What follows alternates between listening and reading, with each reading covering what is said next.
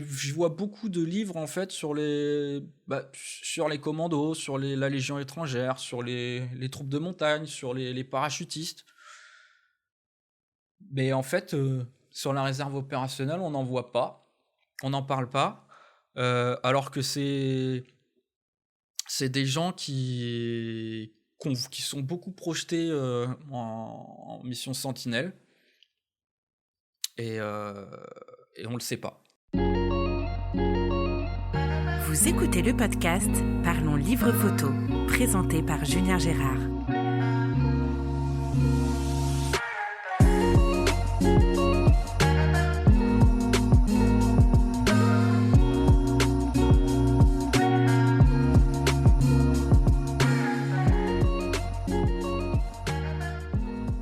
Bonjour tout le monde et bienvenue sur ce nouvel épisode du podcast Parlons Livre Photo. Je suis aujourd'hui avec Florent Talaricou, auteur-photographe à Nice. Florent découvre la photo en 2004 et en fait son activité en 2014 après des études en droit et en communication. Portraitiste et reporter, il travaille au moyen format argentique et en numérique. Décembre 2020, il auto-édite son premier livre Réserviste, avec lequel il devient lauréat du prix UNOR 2020. UNOR, Union nationale des officiers de réserve et des organisations de réservistes. Pour ce livre, il a passé 2 ans en immersion avec les réservistes de la 6e et de la 7e compagnie du 21e régiment d'infanterie de marine, 21e RIMA, de Fréjus. Il nous montre le quotidien de ces doubles citoyens, civils d'un côté avec des métiers qui vont du chauffeur de bus à l'avocat, militaires de l'autre côté avec un vrai engagement. Il reverse 5 € par livre à l'association 30 jours de mer qui vient en soutien aux blessés de guerre. Bonjour Florent. Bonjour. Alors on a enregistré le teaser il y a 2 secondes, mais pour les auditeurs, c'était il y a 1 semaine. Ça va depuis 2 secondes? Et oui, ça va toujours. Est-ce que tu peux nous parler un petit peu de cette ONG pour laquelle tu reverses 5 € par livre? Alors, c'est pas une ONG, c'est une association qui vient en aide aux blessés de guerre physiques et psychiques, qui s'appelle 30 jours de mer. Et j'ai eu contact par le biais de connaissances avec le président de cette association-là, dont j'ai échangé régulièrement avec lui, enfin quelques fois avec lui pour faire ça. Et c'est une démarche, moi, que je voulais faire quand j'ai sorti le livre, parce que le livre, moi, je l'ai fait essentiellement pour faire un petit peu rayonner la réserve opérationnelle, que ce soit celle du 21, mais aussi celle des autres régiments. Il se trouve que là, je parle de la réserve opérationnelle du 21 de marine, mais grosso modo, dans n'importe quel régiment, on va trouver les mêmes activités, il n'y a pas de différence. Bon, à part que les troupes de marine, c'est quand même mieux. On va dire ça comme ça. Mais il n'y a pas de différence notable, en fait, sur les missions. Et tu dis ça en toute objectivité, bien sûr. Tout à fait, je dis ça en toute objectivité, bien sûr. Bien sûr, c'est ça. À prendre au second degré, hein, pour information, quand même. Même si c'est vrai. Même si c'est vrai. Voilà. Mais comment dire... Oui, tu disais, ils font tous les mêmes activités. Oui, voilà, ils font tous les mêmes activités. Donc voilà, c'était pour moi une façon de rendre hommage, en fait, à tous ces gens-là, à les mettre un petit peu en lumière, eux qui sont dans l'ombre, oui, tout à fait. dont on ignore, en fait, même qu'il peut y avoir une réserve opérationnelle, parce que la plupart des anciens d'actifs, quand on parle de la réserve opérationnelle, c'est... parce qu'il y a 2 réserves au final. Il y a les anciens d'actifs, quand ils s'arrêtent, ils sont réservistes. Je sais plus si c'est de premier ou de deuxième niveau, ce qui peuvent être rappelés dans les 5 ans. S'il se passe quelque chose, s'il y a un besoin, voilà. Après, ils viennent plus, mais ils ont la possibilité de les rappeler pendant 5 ans, en cas de besoin. Et il y a cette réserve opérationnelle là, où c'est des gens comme tout le monde qui viennent. Et donc voilà, l'objectif du livre, c'est de mettre en lumière ces gens-là, et je voulais aller un peu plus loin et apporter modestement un petit peu on va dire de moyens, peut-être, un peu d'aide à des associations qui viennent en aide à des blessés de guerre, psychiques ou physiques. Parce que malheureusement, dans le métier des armes, il y a beaucoup de choses de ce genre. Il y a beaucoup de blessés, notamment quand ils partent en opération. ils portent sur eux la violence de l'État, parce que finalement c'est ça, hein, le métier des armes. Ils ont la violence de l'État, mais eux aussi ils la reçoivent, et ils la reçoivent pas spécialement de manière physique. Ils peuvent être blessés aussi psychiquement. Et donc cette association-là, elle vient en aide à ces gens-là. Elle est localisée sur Marseille. Grosso modo, elle leur vient en aide en leur offrant des cours de voile. Toutes les 2 semaines, ils font une activité. L'association leur offre des cours de voile. Donc ça, c'est la première étape. Et la seconde étape, c'est pouvoir faire la mini transat jusqu'aux Antilles. Donc c'est en fait en les réautonomisant, si je peux dire ça comme ça, en leur faisant oublier, par exemple, leur traumatisme momentanément, parce qu'ils sont concentrés sur le gréement, sur la voile, sur comment naviguer avec le bateau. Et en fait, ça leur permet de se reconstruire. Et c'est super comme projet, parce qu'effectivement, la voile, c'est pas un truc, je pense, que les gens font. Il ne doit pas y avoir des masses de gens qui le font, donc je pense que dans la majeure partie des cas, c'est vraiment quelque chose de nouveau qui peut faire sortir les gens de leurs problèmes ou de leur quotidien. Oui, c'est ça. Ouais, c'est sympa comme projet. Donc voilà, donc l'association, c'est 30 jours de mer. Ça donne des idées de reportage. c'est ça. Tu avais commencé un petit peu à te présenter la semaine dernière. Est-ce que tu peux refaire ta présentation et puis nous parler un peu de ce que tu as fait comme études, comment tu en es arrivé à la photo, un peu de tout, quoi. Ouais, plus longuement, disons. Voilà, tu peux rentrer dans les détails, on peut dépasser l'heure si tu en as envie. On va peut-être pas dépasser l'heure avec ce que j'ai à dire, mais on va parler un petit peu quand même. Oui, du coup, j'ai fait de la photographie quand j'étais adolescent. J'avais un appareil, je l'avais acheté à Nice d'ailleurs, un Canon, un argentique. Bon, j'avais arrêté parce que adolescent, j'avais pas spécialement d'argent de poche. L'argentique, ça coûte quand même de l'argent. Au bout d'un moment, voilà. Et je suis retombé dedans à l'université. J'ai fait des études de communication à l'université de Nice. Et en 3e année, on avait 2 professeurs. On avait un cours avec 2 professeurs qui sont photographes. Olivier Monge de Myop, l'agence Myop, et Éric Bourret, qui lui est plus photographe portraitiste. D'ailleurs, il y a un de ses livres qui est accroché sur les étagères là. Portraitiste, non, pas portraitiste, plasticien. Comment tu as dit, Éric Bourret ? Éric Bourret. Ok, à ne pas confondre alors avec Éric Bouvet, le reporter. Tout à fait. C'est pas les mêmes. Tout à fait. Réflexion que je m'étais déjà faite d'ailleurs. Et en fait, pour ce cours-là, j'avais refait. Le thème, c'était le territoire étudiant. Il fallait travailler sur le territoire étudiant. Et bon, en fait, à l'université, on passe quand même beaucoup de temps à circuler dans les couloirs pour aller d'une salle à l'autre. Et je me suis dit, tiens, je vais photographier les couloirs. Donc en fait, j'ai fait des pauses très longues de 30 secondes pour histoire de gommer tout passage des couloirs, ce qui nous donnait des couloirs vides assez. C'était assez sympa quand même. Enfin, moi, j'aimais bien ce que j'avais fait. J'avais fait une dizaine d'images comme ça à travers toute l'université. Et depuis, j'ai continué. En fait, je suis retombé dedans. Pour faire ça, je m'étais racheté un appareil photo que j'ai toujours, un 30D. Alors, il fonctionne toujours, mais mon chargeur de batterie ne fonctionne plus. Donc, je peux plus l'utiliser, quoi. Parce que les chargeurs de batterie de cette époque-là, on n'en trouve plus facilement, ou alors c'est trop cher. Donc, c'est pas la peine. Et donc après, j'ai poursuivi les études en droit, parce qu'il faut bien étudier quand même, un petit peu. Et puis en 2014, j'ai refait, je me suis professionnalisé, on va dire. J'étais auteur-photographe depuis 2014, et là, j'ai sorti mon livre en 2020.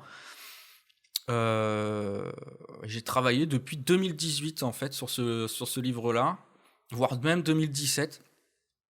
Donc, il y a eu 1 an de grosse préparation du livre et puis 2 ans de prise de vue avec ces 2 unités-là. Grosso modo. Après, moi, ce que j'aime faire surtout, c'est du portrait. Donc, par exemple, si vous allez sur mon site, tout ce que vous allez voir, beaucoup, c'est du portrait. Ouais, je mettrai les liens dans la description de l'épisode. Du portrait en noir et blanc en studio, comme on va trouver du portrait en noir et blanc en studio dans ce livre-là. C'est un petit peu... petit rappel de ce que j'aime faire également, et autant en numérique, comme on l'a dit sur la présentation, je travaille autant en numérique au moyen format avec mon fidèle Hasselblad, et aussi en argentique, pardon, je disais en numérique, mais en argentique, et en numérique avec mon Canon, quoi. Ok. Avant de parler du livre, je voudrais qu'on revienne un petit peu sur ton parcours. Qu'est-ce que tu fais quand tu finis tes études? Tu deviens tout de suite photographe ou? Alors, en fait, qu'est-ce que j'ai fait? Alors oui, concrètement, c'est ce que j'ai fait quand j'ai fini ma licence de communication. Bon, j'avais pas spécialement envie de faire un master pour des raisons qui me sont propres, hein, je vais pas dire... On va pas parler en mal de l'université, mais bon voilà, j'avais pas spécialement envie de continuer de faire un master. J'ai enchaîné de faire du droit parce que c'était quelque chose qui était intéressant finalement, et en plus dans mon histoire personnelle, en fait, mes parents avaient beaucoup de problèmes, on va dire de voisinage, donc je me suis un peu intéressé au droit. Donc j'ai fait 2 années de droit, parce que définitivement c'était pas fait pour moi. Ouais, je me suis vite... j'ai fait ouais, non, c'est pas pour moi. C'est très intéressant, mais voilà. Et c'est à ce moment-là où je me suis lancé comme auteur-photographe, portraitiste. Et j'ai quand même continué, j'ai fait j'ai fait un peu de sociologie à l'université, j'ai quand même fait un petit peu de... histoire d'avoir un peu de culture, quoi. Donc voilà. Donc après, je me suis lancé tout de suite à faire des portraits, et aussi faire un petit peu de photographie plasticienne. Ouais, j'ai vu sur ton site que tu avais 2 séries qui étaient vraiment très, très artistiques, et je m'attendais pas à les retrouver là après avoir vu les photos de ton livre. C'est un travail que tu as fait. Alors, je mettrai les liens du site web sur la description de l'épisode. Tes séries artistiques, il y en a 2, je crois, sur le site actuellement. Tu les as fait argentique ou numérique? Alors, en numérique. Tout ça, Numérique. c'est en numérique. Il y a une des séries. En fait, les 2 séries se sont faites un petit peu par accident. Enfin, 2 séries. Il y en a une, c'est pas vraiment une série, parce qu'il faudrait que je la continue, parce qu'il y a que 2 images. Mais il faudrait que je la continue, parce que c'est un travail qui me plaisait. Et qui me plaît toujours. Mais l'autre série, qui est un peu plus conséquente, je crois qu'il y a 10 ou 12 images, je sais plus exactement, parce que ça fait un certain temps. Il y a Diptyque, et alors j'ai oublié Oui, il y le a nom de Diptyque, l'autre, et c'est avec monochrome gris. oui, voilà, c'est ça. Et en fait, cette série-là, ça s'est fait un peu par accident, en fait. Je montais dans le nord, je retournais dans la Marne, là d'où je suis originaire, un hiver, et puis j'ai fait quelques images sur la route. Et bon, au final, le résultat m'avait un petit peu intéressé. Je trouvais ça intéressant comme comme vision, parce que je sais pas vraiment comment l'expliquer, mais quand je regarde ces images-là, finalement, je peux y voir ce que j'ai envie d'y voir au moment, à n'importe quel moment. Et ce que je vais y voir peut changer, par exemple, dans l'état d'esprit, en fonction de l'état d'esprit dans lequel je suis. Et c'est ça que je trouvais intéressant, c'est qu'on pouvait voir dedans, on peut voir des formes, on peut voir des choses qui sont pas spécialement visibles au premier point de vue, mais quand on regarde l'image, on peut voir des choses, et ces choses-là, elles vont changer d'une personne à une autre. Personne ne va voir la même chose, et moi, c'est ça que je trouve intéressant. C'est un peu un laboratoire, non, sur ton site, ces 2 séries? Un peu, ouais. T'expérimentes, on dirait. C'est ça, mais par contre, la série la plus aboutie, elle est pas sur mon site, elle est ici, dans un des placards, elle est tirée sur du papier. Là où tout le monde peut la voir. Non, mais voilà, là, elle est exactement là où tout le monde peut la voir, donc en fait, j'attends d'avoir mon exposition sur cette série-là pour pouvoir la montrer, parce que c'est pour ça que pour le moment, je la montre pas. Pour garder la surprise, on va dire. Donc, mais c'est exactement, c'est un peu dans le même esprit. On n'est pas sur quelque chose de très net, de très tranché. On est plutôt sur quelque chose d'un peu onirique comme ça. Oui. Mais en fait, pour parler simplement, moi j'aime bien faire des photos floues. Mais on peut pas trop faire ça dans un reportage, quoi. Ça marche pas trop. Ouais, dans les reportages, c'est pas terrible. Mais j'ai tenté, Mais- sur le livre sur la réserve, j'ai tenté de faire quelques photos floues. Mais bon, j'ai bien senti que l'institution, elle allait pas être Ouais, très, très ouverte C'est un là-dessus, livre quoi. sur les militaires, il y a la rigueur à avoir. Voilà, c'est ça. Il faut au moins sur la netteté de l'image. Alors, il y a une question que je me pose. Moi, j'ai récupéré un vieil appareil photo argentique moyen format l'année dernière. Et j'aimerais l'utiliser, mais j'arrive pas à déterminer sur quel sujet je vais plutôt prendre le numérique et sur quel sujet je vais plutôt prendre l'argentique. Soit c'est quoi ta façon de travailler? Qu'est-ce que tu vas faire avec ton argentique ou qu'est-ce que tu vas plutôt faire avec le numérique? Comment tu fais ça, ce choix?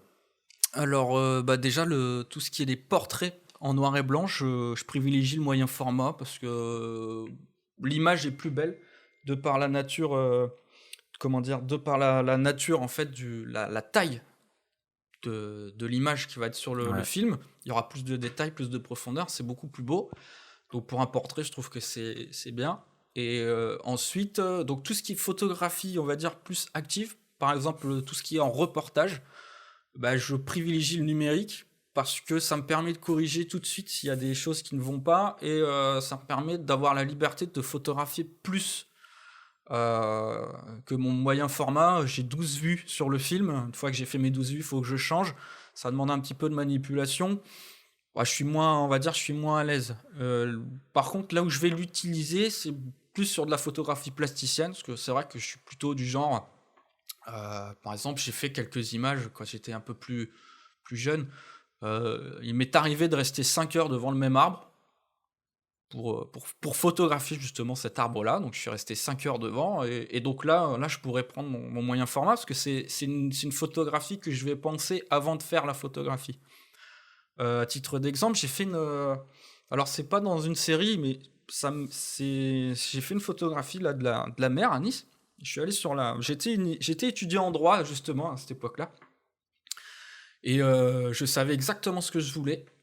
Je savais quelle lumière je voulais, et j'ai juste attendu que toutes les conditions climatiques et lumineuses soient réunies pour avoir cette image-là. Donc la photo en soi, j'ai fait 2 prises parce que histoire d'être sûr.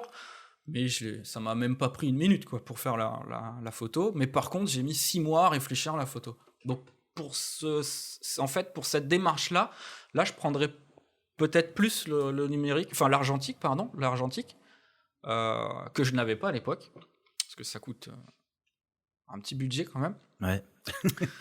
Voilà.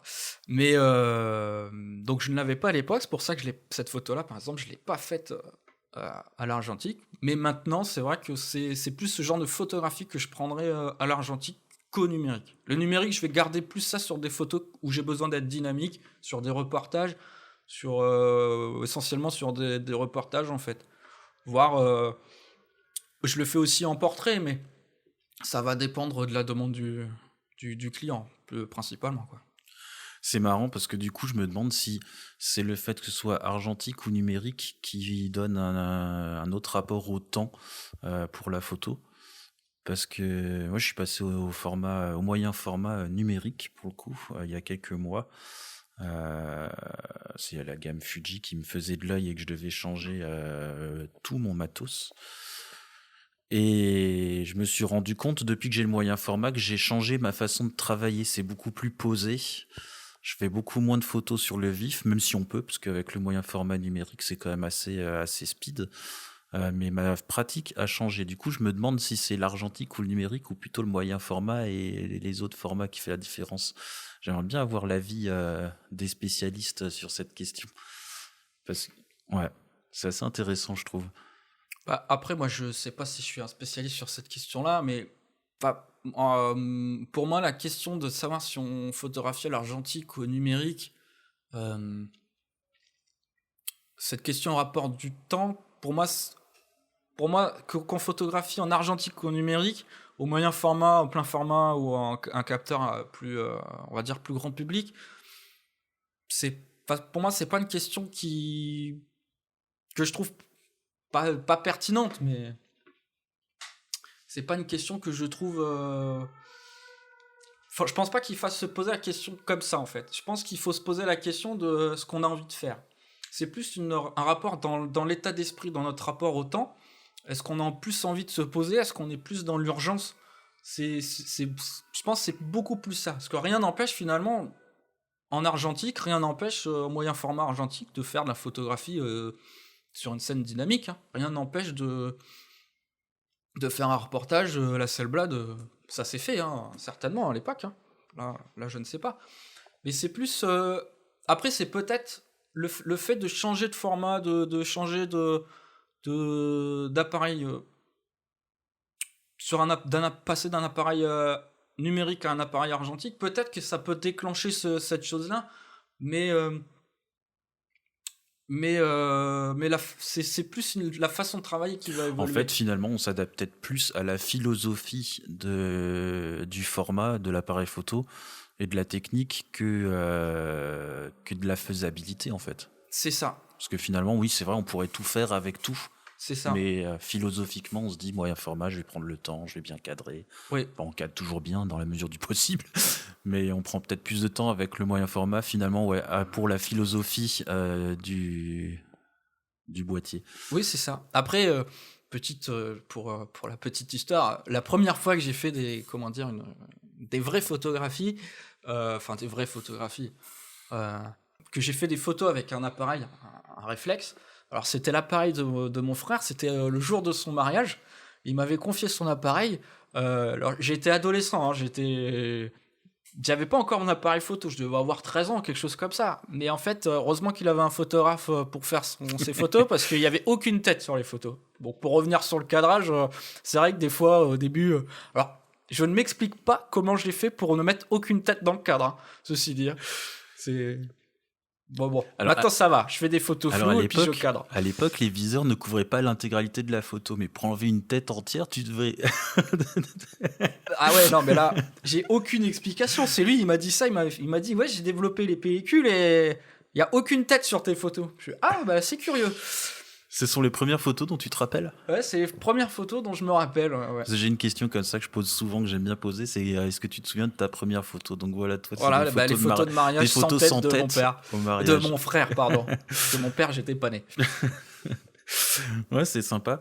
Et la première photo que tu as faite où tu t'es dit, là, je tiens un truc... Alors, c'est toujours difficile de se dire à soi-même, là, je suis un bon photographe, mais la première photo où tu as été fier de ton travail.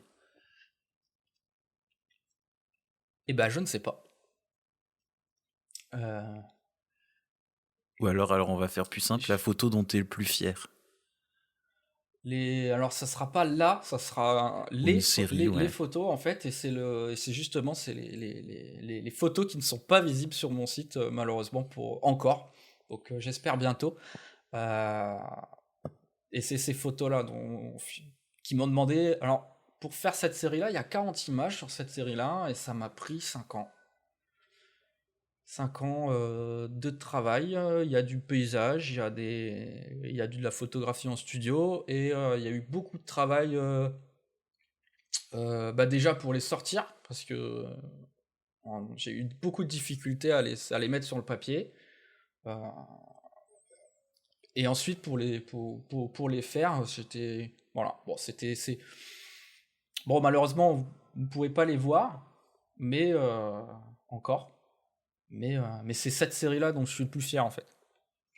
Alors, comme on ne peut pas y voir sur ton site, je mettrai ton adresse publique pour que les gens puissent venir chez toi directement. Ça peut être une idée. Non, mais par contre, bientôt, j'espère bientôt. Je touche du bois. J'espère vraiment bientôt, peut-être l'année prochaine, j'espère. Alors, on va revenir un petit peu sur ton parcours et ça va nous amener à ton livre. Donc, tu nous parles un peu de ton parcours universitaire, de ton entrée dans la photo. On a parlé argentique, numérique. Et puis, tu nous sors un livre en 2020 sur les réservistes de l'armée. Comment t'es arrivé dans ce milieu ? Tu n'as pas fait le service militaire déjà, je pense, vu ton âge ? Non, j'ai pas fait de service militaire. En fait, donc comment je suis venu à faire ce livre-là ? J'ai mes deux frères qui ont été... alors déjà, il faut savoir que c'est un livre sur la réserve opérationnelle du 21e régiment d'infanterie de marine, donc des troupes de marine. Et j'ai mes deux frères, donc qui eux Par contre, ont fait leur service militaire, qui ont servi respectivement dans l'arme des troupes de marine. Donc il y en a un, il a fait son service militaire dans la musique principale des troupes de marine, qui est maintenant musicien, qu'il a fait ça. Et le second qui a fait son service militaire dans l'arme du génie, mais qui a fini par s'engager comme officier et qui a fini dans l'arme des troupes de marine, comme comptable. Il était commissaire principal. Bon bref, c'est ma banque. À l'armée. Voilà. Comme je dis, c'est ma banque. C'est la banque. On reviendra sur le financement de ton livre voilà, tout à l'heure. C'est ça. Et donc mon père, lui, il est issu de l'immigration italienne, donc après il s'est naturalisé français, il s'est intégré, donc lui, il n'a pas fait son service militaire en France ni en Italie. Donc l'image que j'avais de l'armée, elle me vient de mes deux frères, finalement. Et après, il y a eu malheureusement, alors je me souviens plus l'année, il y a eu malheureusement, il y a eu le Bataclan, il y a eu Charlie Hebdo. Et je me suis moi-même engagé dans la réserve opérationnelle en 2016. Et malheureusement, juste un mois après, j'ai fait ma formation initiale, un mois après l'attentat de Nice. En 2016, donc. Et j'ai servi dans la réserve. Et comme j'étais photographe, j'ai un de mes commandants d'unité qui m'a demandé de faire quelques images de temps en temps pour la cellule communication du régiment. D'ailleurs, les images, il me semble qu'on les a jamais vues sur les réseaux. Donc c'était très utile que je le fasse, mais bon, là je l'ai quand même fait. Et puis le régiment avait quand même une base de données, une base d'images là-dessus qu'ils peuvent utiliser à loisir. Et l'idée du livre est venue comme ça, à force de faire des images. Je me suis dit, tiens, je vois beaucoup de livres en fait sur les commandos, sur la Légion étrangère, sur les troupes de montagne, sur les parachutistes. Mais en fait, sur la réserve opérationnelle, on n'en voit pas, on n'en parle pas, alors que c'est des gens qui sont beaucoup projetés en mission Sentinelle, et on le sait pas. Alors, qu'on sache pas, c'est pas trop le problème, mais je trouvais qu'ils méritaient qu'on les mette aussi en lumière, parce que c'est, comme je l'explique dans le livre, c'est des gens qui, puis comme on l'a dit en début, en présentation, c'est des gens qui partagent leur vie entre le monde civil et le monde militaire. Et en fait, ils se rendent disponibles, ils sont volontaires, et il s'agit pour eux de trouver le juste équilibre entre la vie professionnelle, leur vie familiale et leur petite vie, leur vie militaire en fait. Pas leur petite vie, mais la petite partie qui vont passer à l'armée. Alors là, excuse-moi, je te coupe, mais du coup, quand ils sont, enfin, le moment où ils sont réservistes et qu'ils sont actifs chez les militaires, ils prennent ça sur leur congé ou comment ça se passe? Alors, oui, généralement, c'est sur leur congé. Parce que, après, à la réserve, il y a des week-ends d'instruction, parce on fait ça en week-end, parce que les gens ils peuvent plus se libérer le samedi, le dimanche, le vendredi, samedi, dimanche. Donc, en fait, les instructions, la plupart prennent quand même des jours de congé pour partir en mission, pour faire les périodes d'instruction en soi, vu que c'est le week-end. Généralement, ils n'ont pas spécialement besoin. Moi, j'ai pas ce problème-là, parce que comme je suis à mon compte, je me libère quand je t'octroies tes congés. Voilà, c'est ça. Je m'octroyais mes congés à loisir. Mais la plupart, pour partir en mission, sont obligés de prendre des congés. Donc c'est des choses qui se prévoient. Et je sais pas si j'ai répondu à ta question. Oui, tout à fait. Mais non, mais c'est clair que c'est un sujet qui est méconnu du public, parce que moi, quand je vois les militaires de l'opération Sentinelle dans la rue, à aucun moment je me dis tiens, lui demain il sera peut-être en train de plaider parce que c'est un avocat ou oui, c'est ça. Après, attention, hein, il y a pas que la réserve qui fait cette opération là. Ouais, non, c'est bien entendu. Voilà, mais donc il y en a certains qu'on peut croiser. Voilà. Mais parmi tous les militaires qui sont déployés en Sentinelle, certains sont réservistes. Et c'est quoi les autres missions alors de la réserve? Donc la mission principale sur laquelle vous allez les voir, ça va être la mission Sentinelle, et puis sinon après c'est des missions on va dire internes à l'institution, je ne vais pas spécialement m'étendre dessus. Tu parades le 14 juillet alors quand tu es réserviste? Figure-toi que j'étais présent sur les rangs, moi, c'était en 2018, je crois, à Nice, au 14 juillet de Nice, sur la commémoration de l'attentat. Ok. Donc après, non, on n'est pas spécial, on n'est pas à ma connaissance, en tout cas, moi, j'ai aucune connaissance qui a été sur les rangs le 14 juillet à Paris. Dans tous les cas. Alors, je t'avais demandé de préparer quelques pages du livre sur lesquelles tu as envie de nous parler. Donc, je te laisse faire. Alors, pour ceux qui nous écoutent, si vous avez le livre de Florent, je vous invite à l'ouvrir et à le prendre sur vos genoux, à l'ouvrir et à le feuilleter avec nous. On va énumérer les pages et il va nous commenter les photos en direct. Sinon, vous pouvez aussi l'acquérir sur son site directement. Je vous mettrai le lien dans la description de l'épisode. Et donc, tu commences avec la page... Alors, la première photographie, elle se trouve page 6. C'est la seule photographie en couleur du livre. Je disais dans ma note d'intention, pour ceux qui auront le livre sous les yeux, que j'expliquais pourquoi en fait je photographie en couleur, et en noir et blanc, pardon, et pas en couleur. Mais pour les autres, grosso modo, pour résumer, j'ai décidé de photographier ça en noir et blanc parce que je voulais pas marquer d'un marqueur temporel,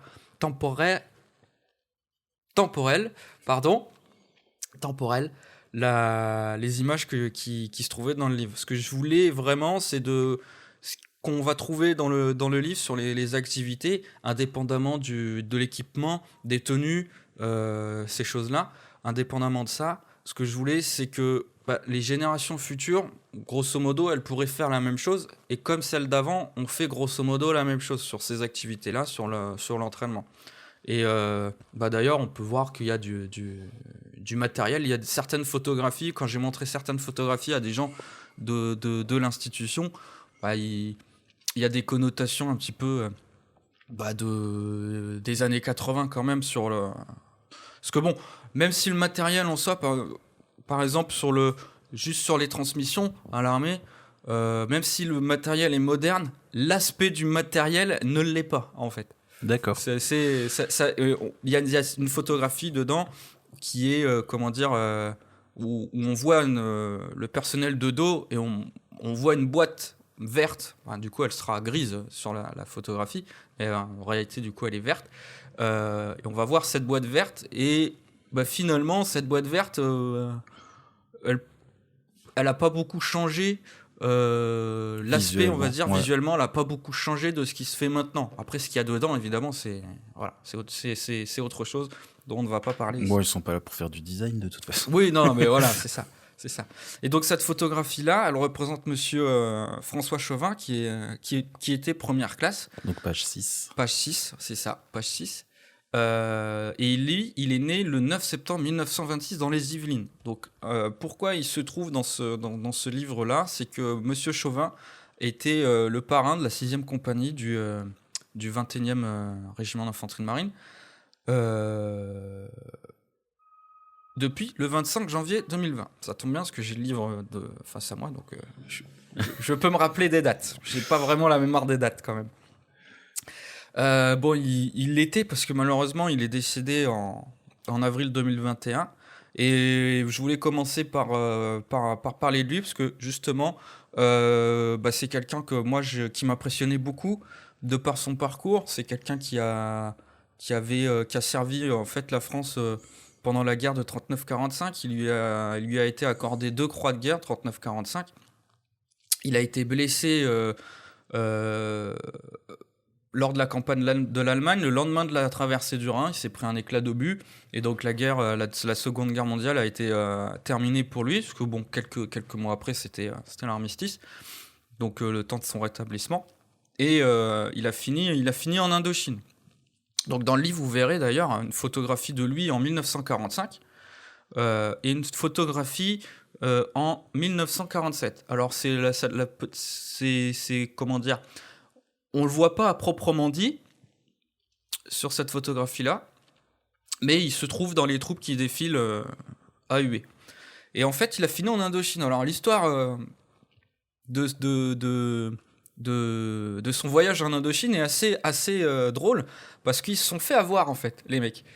En discutant avec lui, c'est comme ça qu'il m'a présenté le truc. En fait, il devait partir aux États-Unis pour se préparer pour finir la guerre au Japon.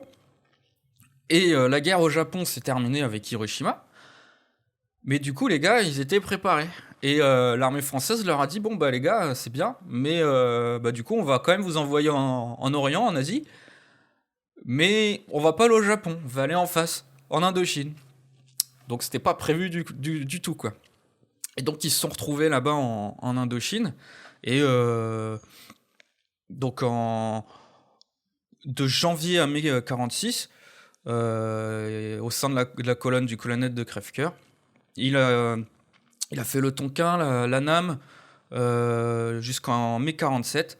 Et il a participé notamment à la bataille de Hué. Alors grosso modo, pour résumer, la bataille de Hué, c'est une bataille qui opposait la 6e compagnie du 2e 21e RIC, donc régiment d'infanterie coloniale. Et grosso modo, le rapport de force, c'était 5000 Viet Minh contre une centaine de troupes de troupes coloniales. Ils partaient pas avantagés, en effet. Et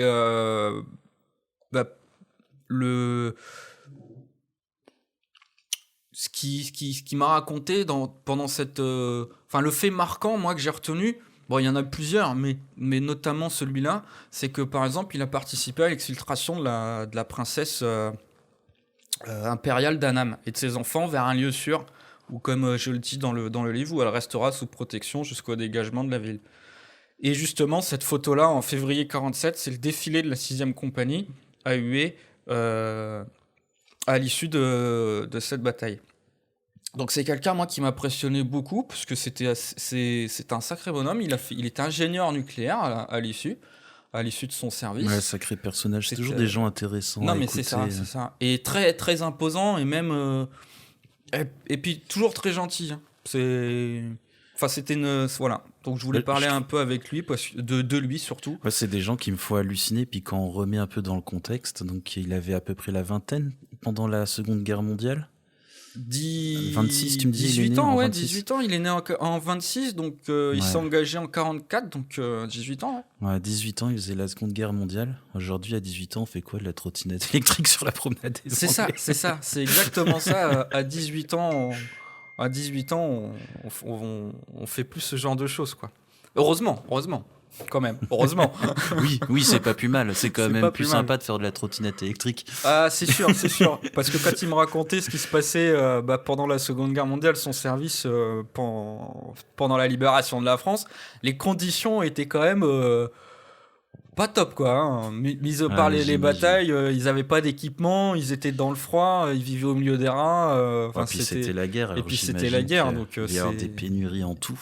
C'est exactement ça. Donc en fait, là, on a vraiment pas à se plaindre. Hein. Ouais, nous, on se plaint quand on est confiné quelques semaines à la maison avec Internet, le chauffage.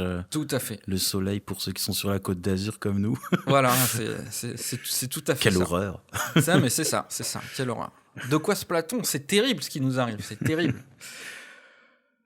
Donc voilà, donc je voulais parler un petit peu de Monsieur Chauvin. Et tu me disais tout à l'heure, avant qu'on enregistre, ce monsieur est malheureusement décédé l'année dernière. Oui, il est décédé. C'est un bel hommage que tu lui fais de le mettre dans le livre. C'est ça. Donc lui, là, je lui avais donné de son vivant, forcément, de son exemplaire. Je lui avais donné, je crois, en janvier 2021. Donc quelques mois avant son décès, il était en pleine forme. Hein, il avait 94 ans. Et donc c'est cette année qu'il est décédé. Oui, c'est ça. D'accord. 94 ans, et en pleine forme. Il faisait son petit vélo elliptique sur sa terrasse de Saint-Raphaël.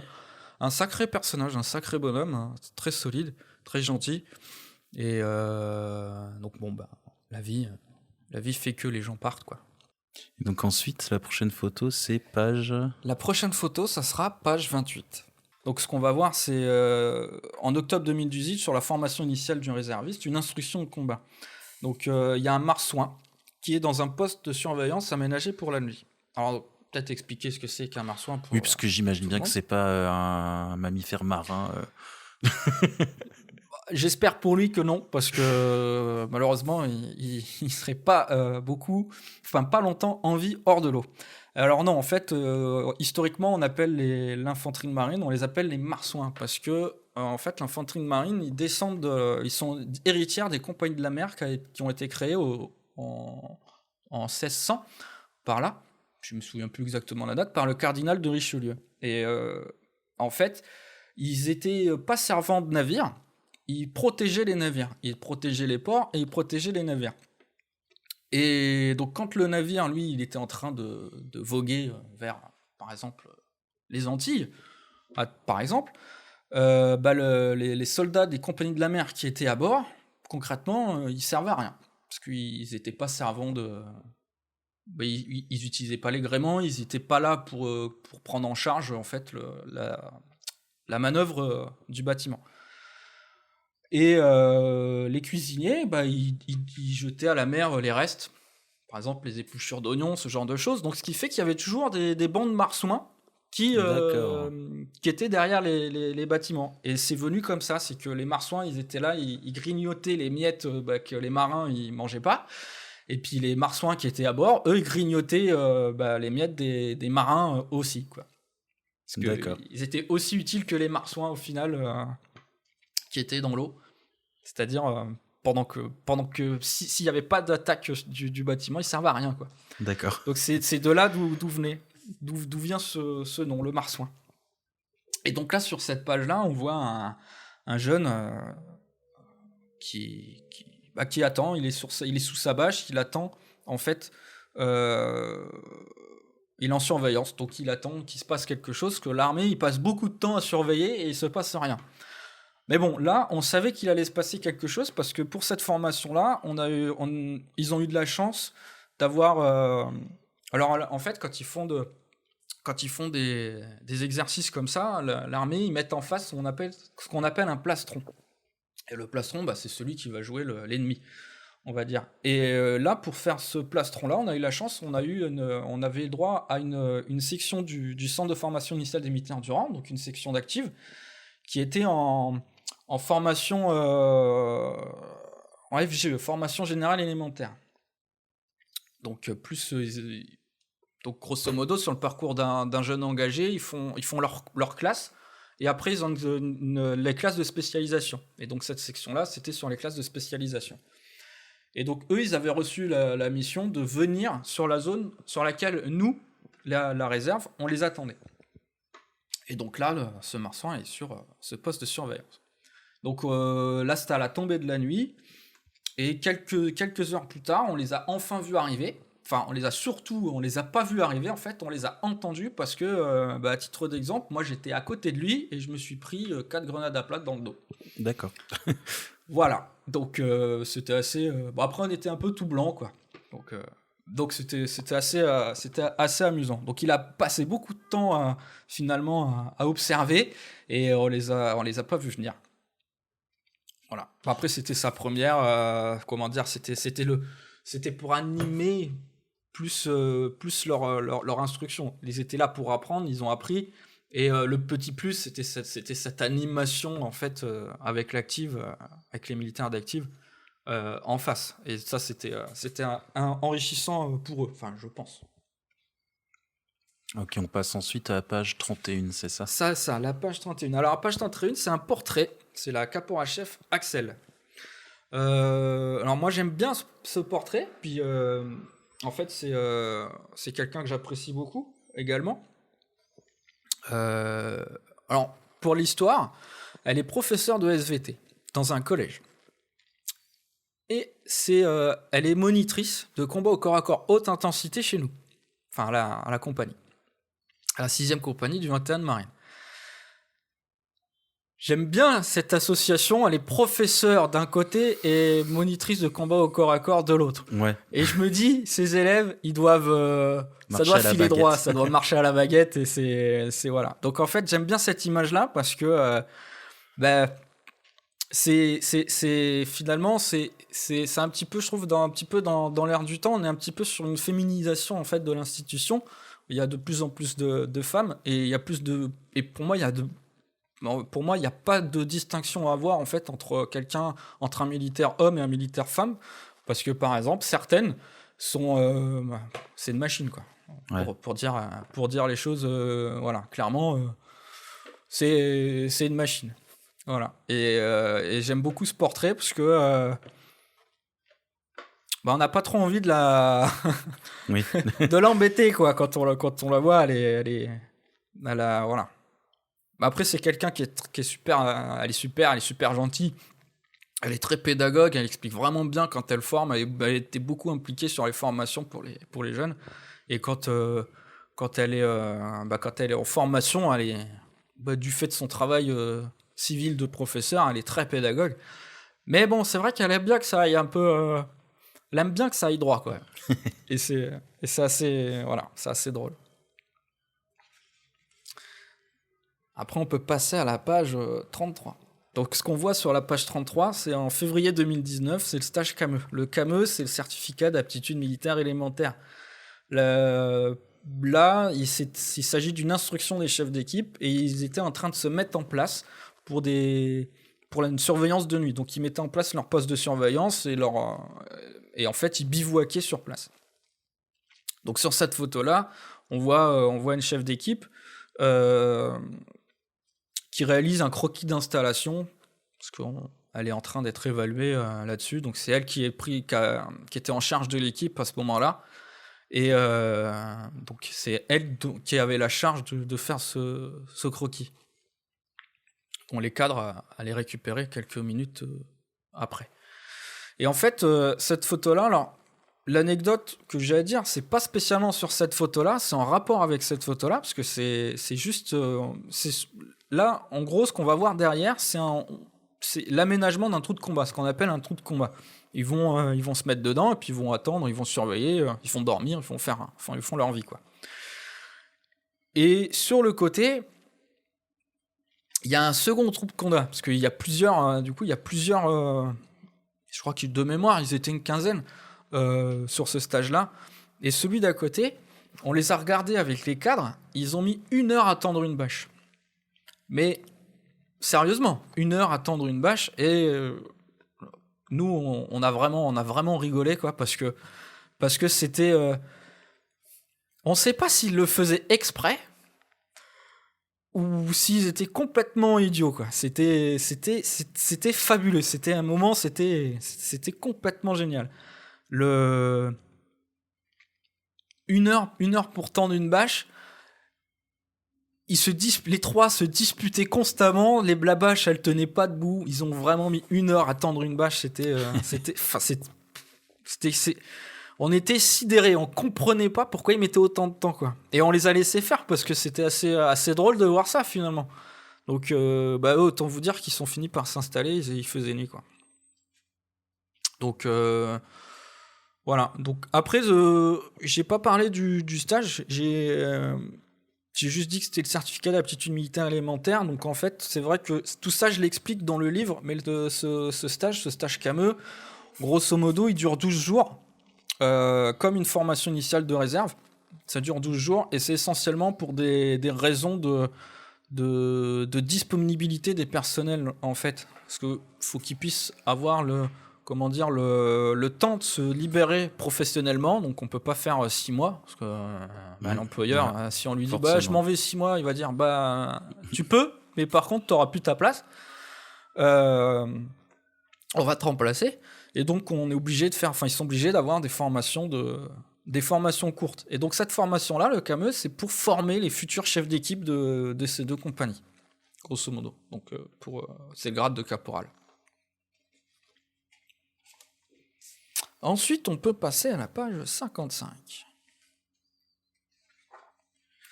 Alors, la page 55, c'est une photo de groupe. En avril 2019, c'est une formation militaire initiale. C'est une photo de la section devant un hélicoptère NH-90 Cayman de l'école de l'aviation légère de l'armée de terre du LUC. Le Canet des morts, le LUC. En fait, j'aime bien cette photo parce que c'est pas tant pour cette photo, c'est pour l'histoire. Ce qui est assez drôle là-dedans, c'est que là, la réserve, elle s'est fait remarquer ce jour-là, parce que ce même jour, le régiment recevait une délégation de l'armée américaine pour une présentation de leur équipement et du régiment. Et donc, le chef de section avait fait les démarches pour avoir l'hélicoptère. Donc, l'hélicoptère est arrivé, mais comment vous dire, l'hélicoptère est arrivé au moment. Donc, il s'est posé sur la place d'armes.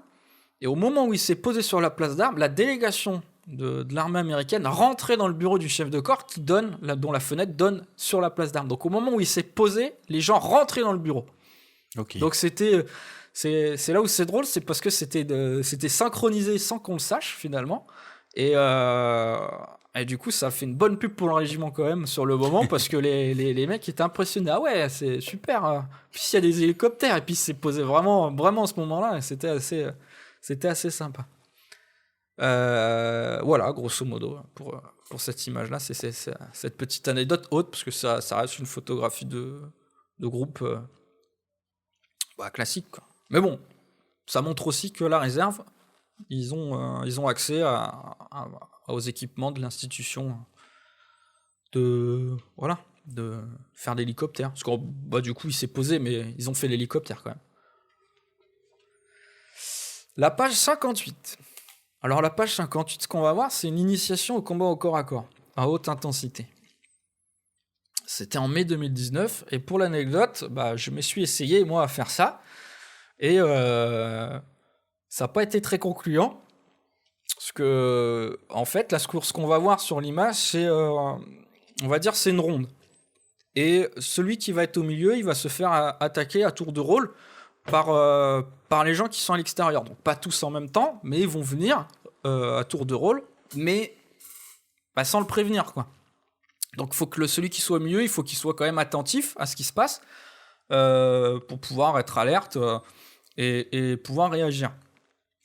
Et moi, par exemple, je me suis essayé à faire ça.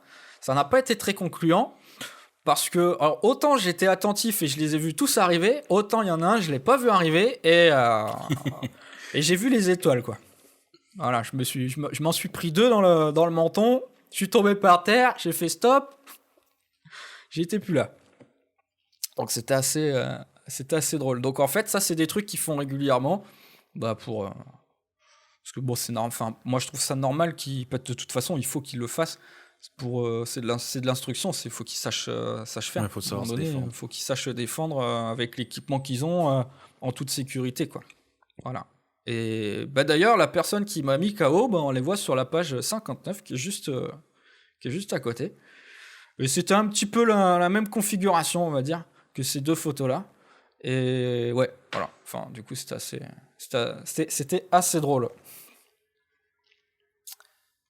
On peut passer à la page 66. Alors la page 66, on est en septembre 2019, on est au centre d'instruction et d'entraînement au combat amphibie du régiment, à Fréjus. Grosso modo, c'est le stage, c'est l'endroit où on peut faire un stage commando pour schématiser un peu les choses. Et donc là, sur ces 2 images-là, on voit que les marsouins progressent sur le parcours mangrove. Donc le parcours mangrove, c'est quoi ? C'est comme un parcours d'obstacles, mais dans la boue. Dans l'eau et dans la boue. Donc c'est hyper chouette, parce que quand ils ressortent, ils sont tout marrons, parce qu'ils ont plein de boue. La boue, évidemment, elle sent pas très très bon. L'eau qu'il y a, c'est un peu de l'eau stagnante, donc c'est mieux de pas boire la tasse. Sympa. Ouais, il y a une fosse, d'ailleurs, sur ce parcours-là. Quand on arrive devant, elle fait des bulles. Mais il n'y a pas d'eau courante, mais elle fait des bulles. Donc, vaut mieux pas savoir ce qu'il y a dedans. Et de toute façon, ils sont tous obligés de passer dedans. Donc, mais voilà, mais vaut mieux pas boire cette eau-là. De toute façon, c'est déconseillé. Et là, par exemple, sur ces photos-là, on se rendra mieux compte sur la page 67, c'est juste à côté, parce que c'est au même endroit. C'est que au-dessus de cette tranchée-là, il y a des fils barbelés partout. Donc, en fait, une fois qu'ils sont dans la tranchée, ils peuvent pas sortir. Et moi, pour faire cette photo, j'étais pas dans la tranchée, mais j'étais suspendu au milieu des fils barbelés. Donc, j'étais en train de jongler, en train de prendre la photo pour pas non plus les déranger quand ils allaient passer. Et en même temps, j'étais assez attentif aux barbelés pour pas me prendre dans les barbelés, parce que j'étais vraiment dedans, quoi, suspendu au-dessus et dans les barbelés. Et la page 69. Donc on est toujours au même endroit, au centre d'instruction au combat amphibie du régiment, et en fait là on voit qu'un marsouin sort d'une buse verticale. Et pour l'histoire, il s'attendait pas du tout à me trouver là.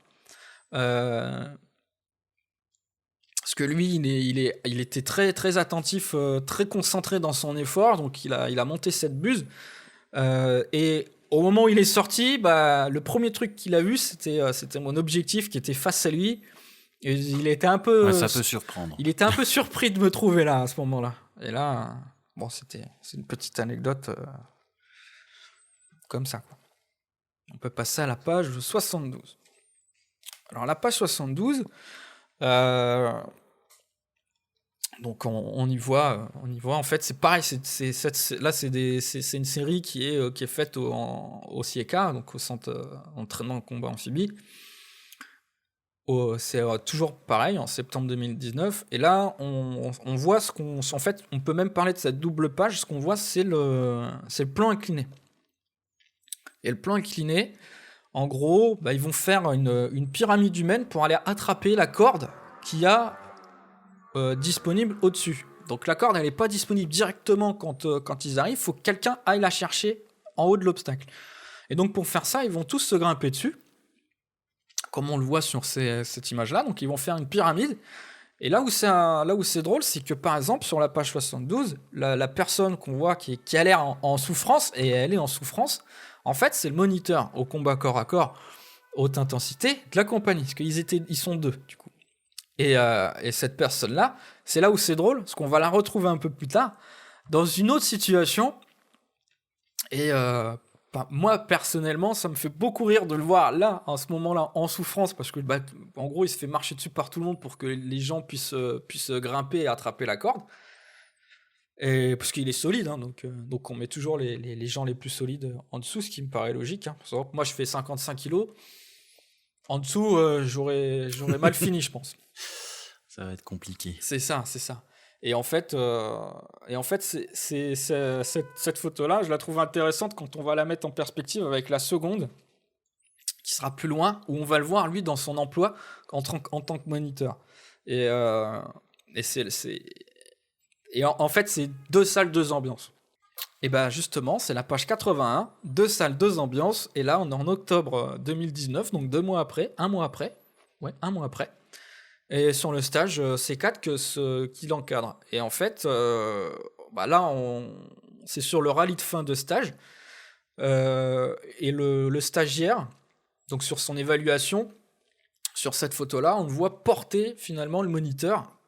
Et l'objectif, c'est de fatiguer un peu plus. Parce que grosso modo, sur ce rallye de fin de stage, ils vont avoir plusieurs exercices qui vont les fatiguer pour arriver à la fin à avoir ce qu'on appelle un Blackman. En fait, c'est un personnel qui est là et il a toutes les protections corporelles, donc le casque, un plastron, des jambières, des choses. Donc, grosso modo, les stagiaires, ils peuvent bien lui taper dessus. Lui, il craint pas grand-chose parce qu'il a toutes les protections qui vont bien. Et là, on a vu juste avant que le moniteur, il était en grande souffrance parce que tout le monde lui grimpait dessus. Là, c'est l'inverse. Et là, c'est l'inverse. C'est lui qui les met en souffrance. Et même là, on le voit, il a un petit bâton en mousse et il lui mettait des petits coups pour qu'il aille plus vite même. Donc, il y a un petit côté sadique. On prend plaisir un petit peu à faire ça. Donc après après ils se sont bien donnés quoi pour ce stage là. Et bon, personnellement, j'aurais pas aimé le faire quand même, parce que ils sont ils y sont allés quand même fort. On voit sur la photo que ça a l'air d'être tonique. Ouais, c'est tonique. Et puis en plus Antoine, le moniteur, il fait 1m80, c'est un beau bébé quand même, hein. Donc là, on va être sur la série, on va passer à page 86, et on va être sur la série, sur ce stage-là. Donc toujours pareil, en octobre 2019, sur le stage de C4. Et là, sur cette photo-là, ce qu'on va voir, c'est que là, le marsouin, le stagiaire qui sort de ce qu'on peut appeler un couloir, parce que ça, en fait, c'est un couloir, c'est une zone qui est faite pour s'entraîner au combat urbain. Donc, il n'y a pas de bâtiment proprement dit, mais il y a des compartiments de terrain. Donc là, c'est un couloir avec des ouvertures. Et donc là, le marsouin va sortir du couloir. Et ce qu'on va voir caché, c'est ce qu'on appelle un plastron. Et c'est ce que j'ai appelé tout à l'heure le Blackman. Sauf que là, il est en équipement allégé parce qu'il est là, faut qu'il garde de l'agilité parce qu'il est là surtout pour essayer de le maîtriser. Mais on va dire c'est pas la partie du rallye qui est la plus éprouvante encore.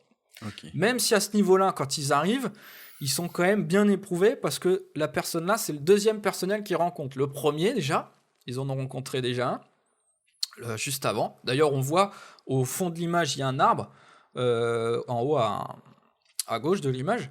Et en fait, c'est à cet endroit-là qu'ils ont déjà rencontré le premier. Et le premier, ça leur a déjà mis un petit coup de fatigue. Et ça les a déjà bien éprouvés. Et donc là, il arrive, il sort du couloir. Et non, il est censé être alerte. Donc il est alerte. Sauf que de toute façon, quand j'ai pris l'image, donc j'avais pris toute une série d'images à ce moment-là. Bon, là, c'était celle qui me plaisait le plus. Mais les autres, on le voit. Bah, il l'a jamais vu, le mec, en fait. Donc il est sorti, il n'a pas fait attention, mais sauf que bon, lui il savait qu'il allait venir, donc il l'a attrapé. Et bon, c'était assez amusant parce que finalement il l'a, enfin pas pour lui, du coup pour nous qui l'observions, c'était assez amusant parce qu'il l'a pas vu venir et bon, il a eu quand même des difficultés. Et par exemple, ce personnel-là, ce stagiaire-là, donc là, cette année, il a été médaillé de bronze aux Jeux militaires de judo. Donc c'est quelqu'un qui sait un petit peu faire. Hein. C'est quelqu'un qui fait beaucoup de judo. Il a été récompensé là, cette année. Donc il est plutôt bon. Mais comme quoi, des fois, ça ne suffit pas.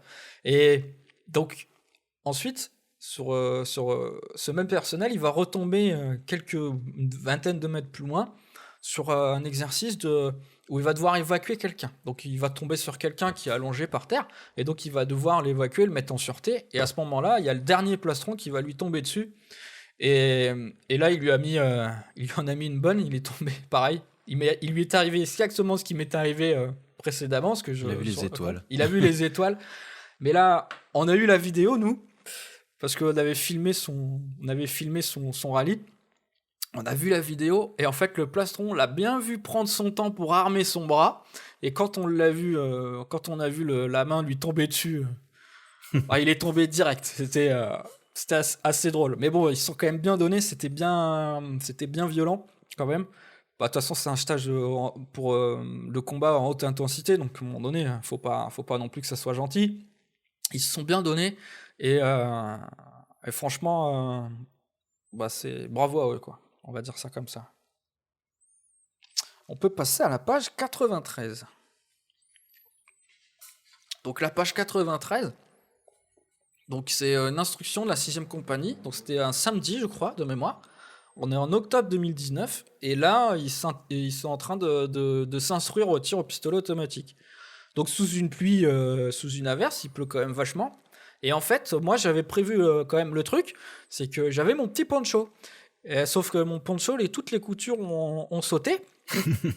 Et donc, en fait, le poncho, il me servait à rien, parce que j'étais trempé sous mon poncho quand même.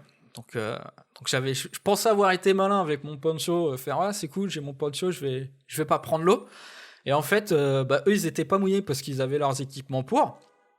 Enfin, en tout cas, la partie haute du corps. Et moi, je pensais être un peu tranquille, et au final, j'ai fini plus trempé qu'eux, quoi. Bon, heureusement, j'avais mon appareil photo dans un petit sac en plastique pour le protéger de la pluie. Donc, comme quoi, la réserve aussi s'entraîne en tout temps, quoi, on va dire.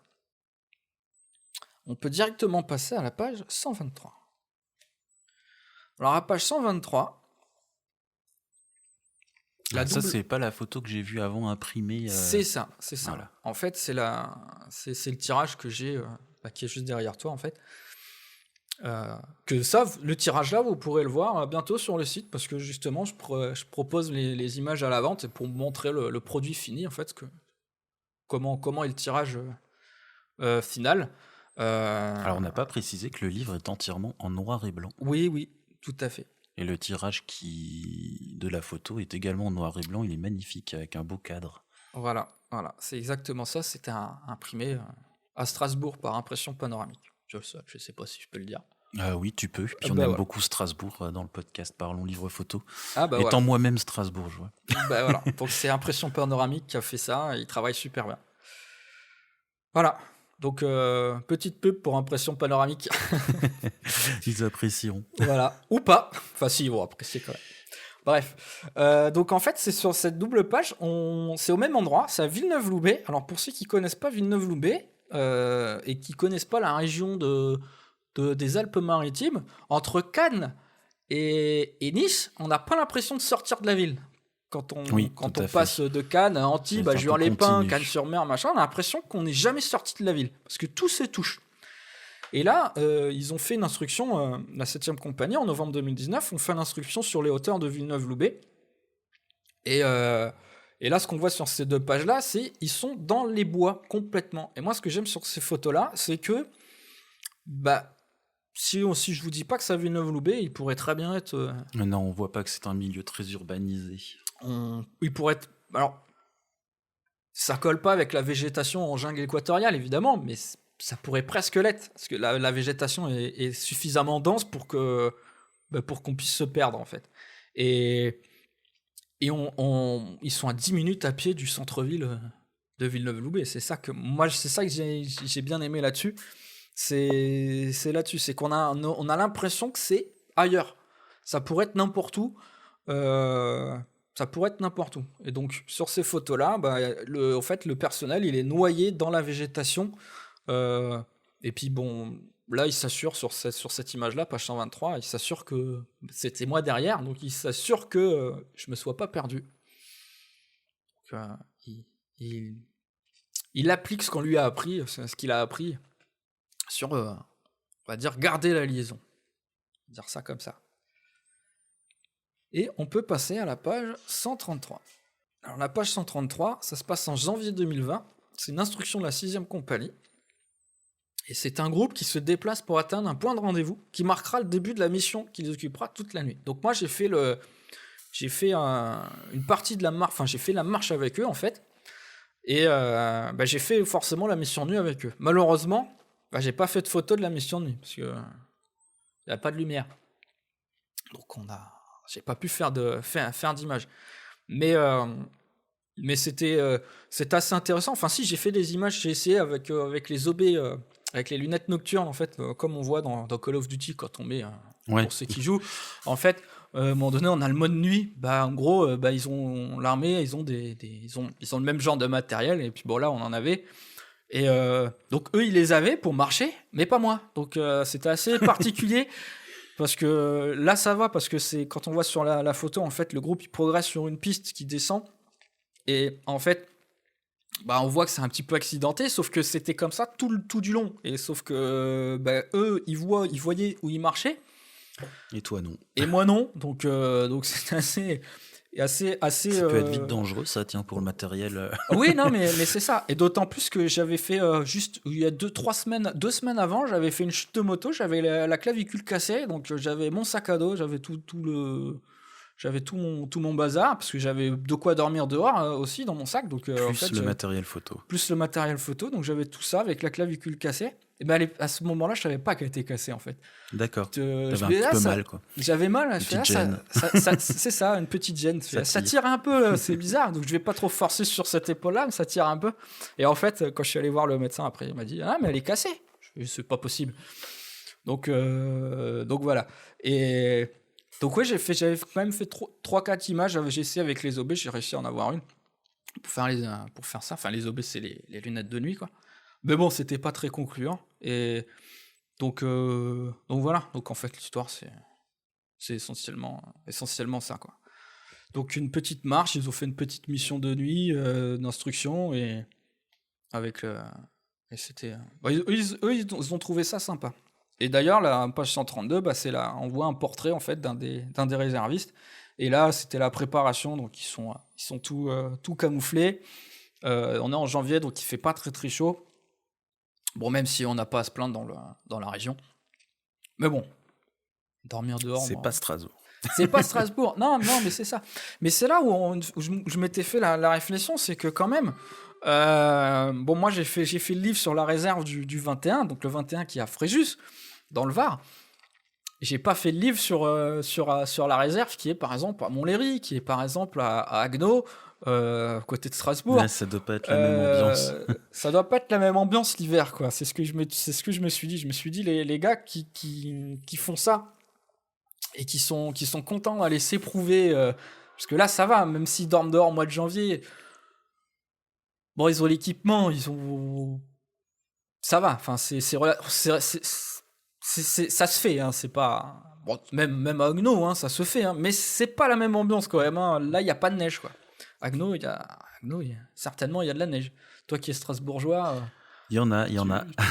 Tu confirmeras. Moi qui suis marnais aussi, l'hiver, on avait de la neige, quoi. Et quand les gars, Mormelon, tous ces camps-là, ils y vont en manœuvre l'hiver, ils sont contents d'être sous la neige, quoi. On va dire ça. Bon, après, ceci dit, ici, à Camp-de-Juers, c'est le 3e régiment d'artillerie de marine, c'est à 1 heure de route de Fréjus. C'est au-dessus de Draguignan. Et ça pique un peu quand même, hein, l'hiver. Hein, ouais, dans la montagne là-haut, ça baisse vite. Écoute, Florent, on arrive à peu près environ 1 heure de podcast. On va interrompre l'émission ici. Je voudrais te remercier pour le partage de ton expérience, de ton parcours et pour avoir commenté les très belles photos de ton livre.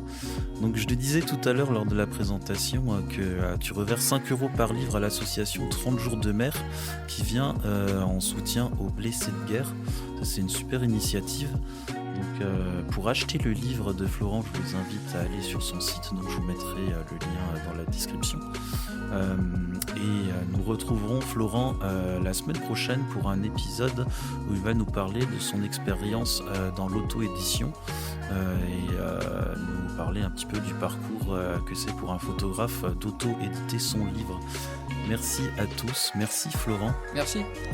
Et à très bientôt. À bientôt.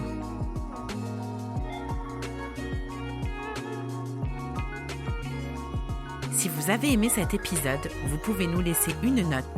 5 étoiles, ce serait top, ou un commentaire pour améliorer notre référencement. Vous pouvez également nous soutenir via Tipeee, la plateforme pour laisser des pourboires aux créateurs de contenu.